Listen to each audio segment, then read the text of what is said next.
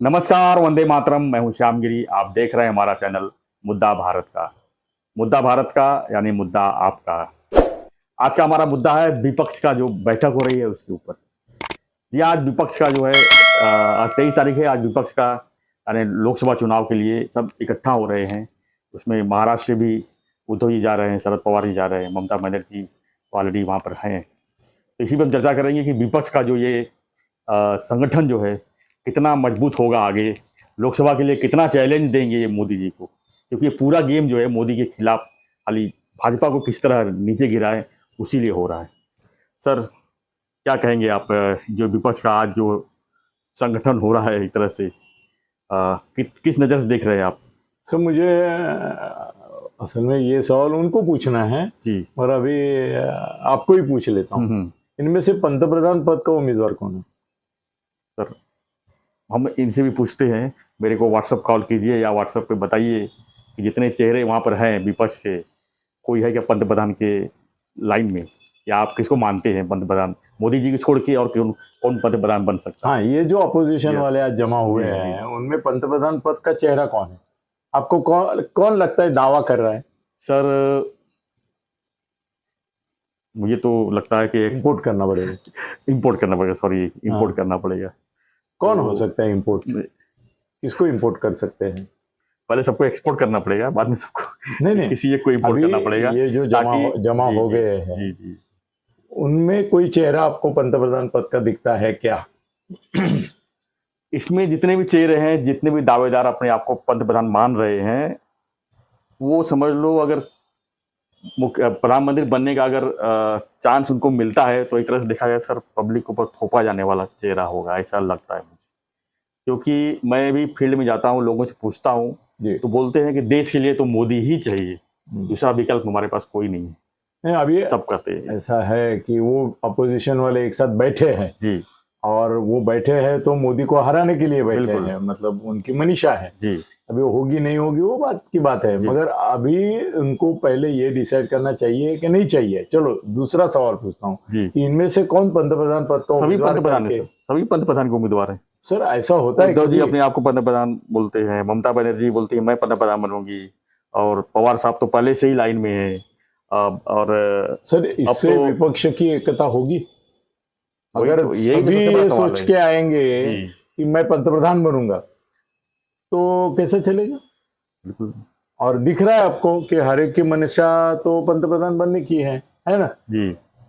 इसमें एक ही आदमी की नहीं है, ये आप समझ लो जी। किसकी? राहुल गांधी की जो सबसे नंबर 1 पे है। हाँ, मतलब राष्ट्रीय पार्टी सब लोगों में, राष्ट्रीय पार्टी में तो वही है। पार्टी में, राष्ट्रीय पार्टी में तो राहुल गांधी के अलावा कौन है बताइए? कोई नहीं है, और वही बोल रहे हैं मैं नहीं बनूंगा। हाँ नहीं, उन्होंने तो पक्का बोल दिया है कि किसी भी हालत में जी मैं पंतप्रधान नहीं बनूंगा जी। तो वो तो बाजू हो गए। सर, आपको याद है 2019 में ठीक इसी तरह जो है जगह जगह मीटिंग हो रही थी, महागठबंधन बना था, उसका क्या हुआ? महागठबंधन वैसे ही अभी होगा।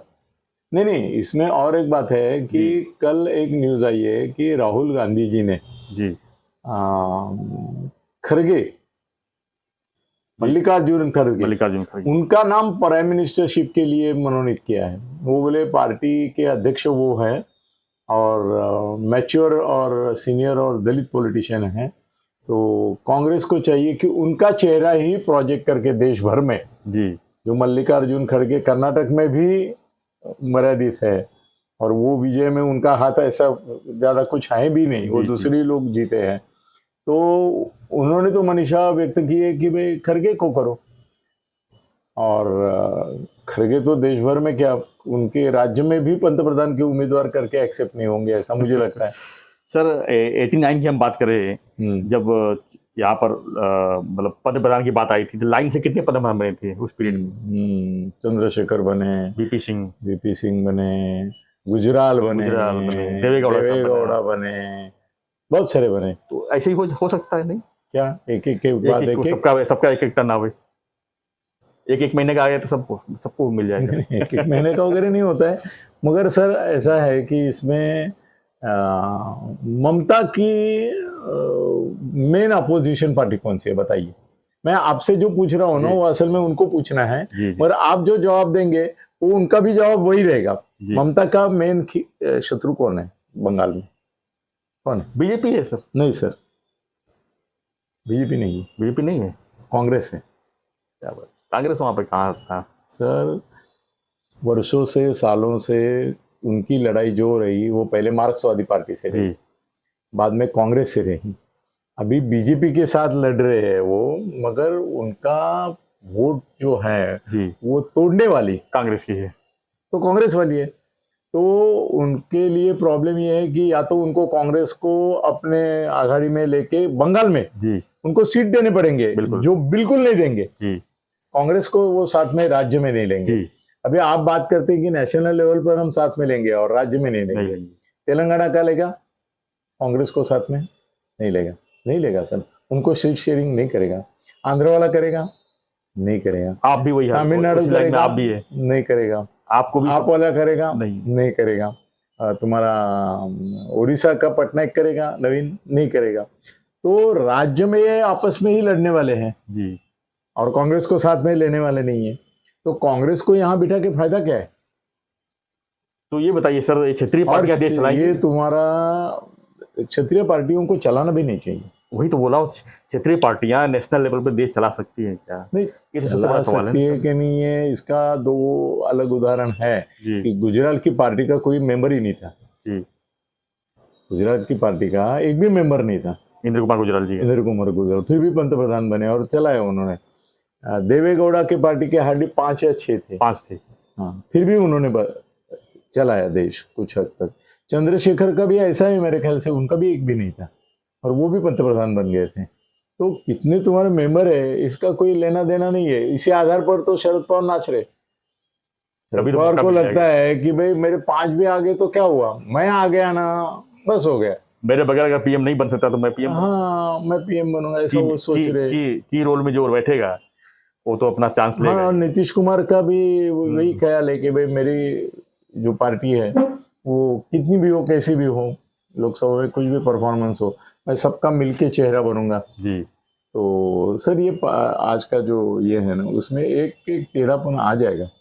अभी केजरीवाल ने बोला है कि बाकी चर्चा बाद में, पहले केंद्र सरकार ने जो राज्य सरकार के ऊपर निर्बंध डाले हैं कि हमारे अधिकारी वही चुनाव जीतेंगे, वो कोर्ट ने ये किया, नकारा। तो उन्होंने ये वटहुकुम निकाला ना, ऑर्डिनेंस निकाला और बोले नहीं, केंद्र सरकार ही दिल्ली का अपॉइंट करेंगे सरकारी नौकर।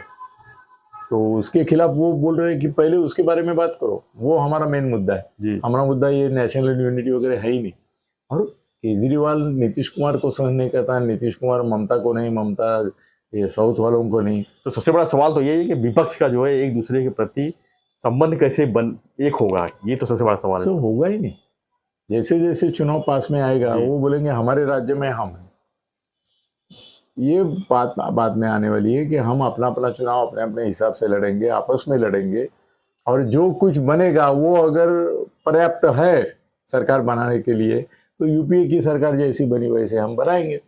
अभी सर ये क्या है ना, एक साइकोलॉजी है, वो लोगों को एक ये देना चाहते हैं एहसास कि भाई डरो मत, हम एक साथ आ रहे हैं। ठीक है सर, एक साथ मान लो आ भी गए तो ये मोदी को कितना डिस्टर्ब कर सकते हैं? कुछ 300 कुछ 4 सीट या 5 सीट कुछ लोकसभा का भाजपा का है, इंडिया का करेंगे तो 330 के आसपास। तो ये विपक्ष एक साथ मिलके 2024 में क्या भाजपा की सीट को प्लस करेंगे, माइनस करेंगे, कितना डिस्टर्ब कर सकते हैं, ये आपको क्या लगता है? मेरे को तो जो लगता है उसके हिसाब से मोदी की सीट एक 10-15 बढ़ेगी, कम नहीं होगी। क्योंकि सर तब तक ऐसे एक दो चीज़ें होने वाली है कि जिसकी वजह से देश में एक राष्ट्रवाद की और हिंदुत्ववाद की बड़ी भूमिका उभर कर आएगी और जिसके प्रतीक होंगे मोदी साहब। एक तो श्री राम मंदिर बन रहा है, सबसे बड़ा मुद्दा है। मार्च में मेरे ख्याल से मार्च में ओपनिंग होगा और अप्रैल में चुनाव है। हाँ, दूसरी बात ये समान नागरिक कायदा वो जो आ रहा है वो हर एक हिंदू की ख्वाहिश है। बिल्कुल कि समान नागरिक कायदा हो। ये मुस्लिम समाज को जो आज अलाउड है 4-4 बीवियां करना और 40-40 बच्चे पता कहना तो वो उसके ऊपर अंकुश लगे। तो वो समान नागरिक कायदे के लिए वो सब हिंदू चाहते हैं तो वो अगर कर दिया इन्होंने, और करने वाले और हैं, करना ही चाहिए, तो एक माहौल बनेगा। और एक बात, जनसंख्या नियंत्रण भी है, जनसंख्या नियंत्रण का भी एक कानून उनका कुछ चल रहा है, वो भी हो गया तो होगा। और सर तब तक देश भर में ये छोटे मोटे दंगे तो होंगे, करेंगे। हो ही रहे हैं सर महाराष्ट्र में कभी भी ऐसे दंगे नहीं हुए थे जी, छुटुक पुटुक, मतलब किसी पागल आदमी ने औरंगजेब का फोटो उसके ऊपर स्टेटस पे डाला करके गांव में जला रहे, ये कभी नहीं हो रहा था, ये अभी हो रहा है जी, क्योंकि उनको भी मालूम है जितना डिस्टर्बेंस होगा उतने हिंदू वोट का ध्रुवीकरण होगा, मुस्लिम का भी होगा। मुस्लिम जाएंगे कांग्रेस की वोट का ध्रुवीकरण तो मुस्लिम जाएंगे कांग्रेस की ओर, दलित भी कुछ संख्या में जाएंगे, आदिवासी भी कुछ जा सकते हैं, गए हैं कई जगह, मगर ओवरऑल मार्केट गर्म रहेगा बीजेपी के लिए और मोदी साहब के लिए। और वो सूचित करेंगे कि भाई मोदी जी खाली 2 साल और नहीं रहेंगे, मोदी रहेंगे ही, आजीवन रह सकते हैं। तो मोदी के ताकत का कोई नेता है नहीं इनके पास। ये सर कैसे है ना कि संडे नाइट को क्या करना है ऐसा मैं आपको पूछता हूँ, आप दूसरे को पूछते, फिर सब बोलते हैं चलो एक साथ बैठते हैं।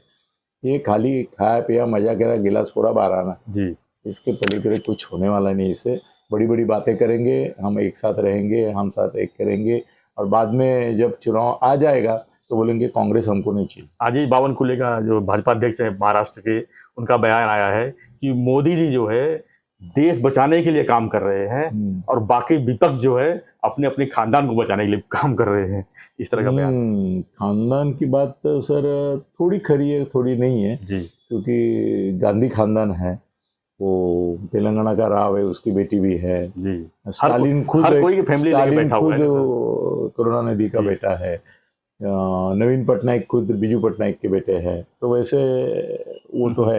एक नवीन नीतीश कुमार ही है कि जो किसी का बेटा है नहीं है, उसके साथ लालू का बेटा है ना सर। तो यहाँ पे भी पवार है, कहीं ना कहीं ये बयान तो बैठ रहा है। तो खानदान की ही राजनीति, मोदी जी जो है देश बचाने में लगे हैं, विपक्ष जो है अपने परिवार बचाने में लगा हुआ, यानी पार्टी बचाएगा तो परिवार बचेगा। नहीं सर, ये इसका कोई असर होगा ऐसा मुझे लगता नहीं है, मगर ये करना भी जरूरी है सर जी, ये फॉर्मेलिटी जो है ना वो करनी जरूरी होती है। विपक्ष का भी स्ट्रांग होना जरूरी है। नहीं स्ट्रांग इससे होंगे नहीं होंगे, मगर कम से कम लोगों को लगेगा कि भाई जिनको वोट नहीं करना है बीजेपी को, तो भाई साथ में आ रहे, बाद में और फ्रस्ट्रेट हो जाएंगे कि नहीं आए, वो बात सही है। पर ये सर आएंगे नहीं, और महाआघाड़ी बनने से पहले, इनकी राष्ट्रीय गठबंधन बनने से पहले जैसे ही इलेक्शन अनाउंस होते टूट जाएगा।